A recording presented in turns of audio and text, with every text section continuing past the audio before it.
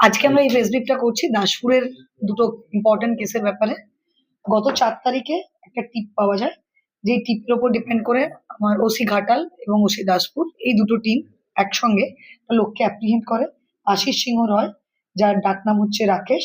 সেখান থেকে আমরা প্রায় 9.738 রূপো আমাদের বাজেয়াপ্ত করা হয়।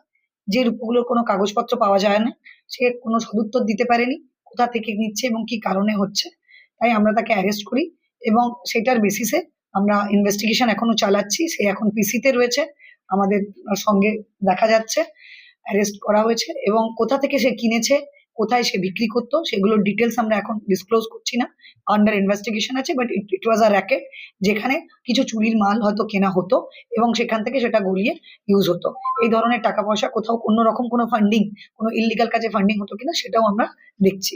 দাসপুর থানার আর একটা কেস হয়, যেখানে আমরা একটা বোলেরো পিকআপ ভ্যান থেকে আমরা 9টা গবাদি পশু উদ্ধার করি, যেটাকে স্লটারিং এর জন্য নিয়ে যাওয়া হচ্ছিল।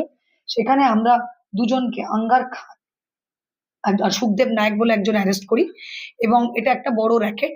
এটাতে জিজ্ঞাসাবাদ করে আমরা বিভিন্ন ডিস্ট্রিক্টের বিভিন্ন জায়গায় এই র্যাকেটটা চলতো, গত 3 বছর ধরে চলছে। তারা একটা কোনো গরুর যে হাট, সেখানে তাদের পরিচয় হয়। সেখান থেকে তারা দীর্ঘদিন ধরে বিভিন্ন ডিস্ট্রিক্টে এরকম সল্টারিং এর জন্য গরু নিয়ে যেত। তো এটা একটা বড় র্যাকেট, আমরা একটা বড় সাফল্য পেয়েছি, দুজন অ্যারেস্ট হয়েছে এবং আরো অনেকজন অ্যারেস্ট করা বাকি। আমরা আরো অনেকগুলো জায়গায় মানে রেড করে আমরা পুরো টিমটাকে ধরবো, যাতে কোনোভাবেই স্লটারিং এর জন্য গরু পাচার না করা যায় এবং এটা পুরোপুরিভাবে বন্ধ করতে পারি।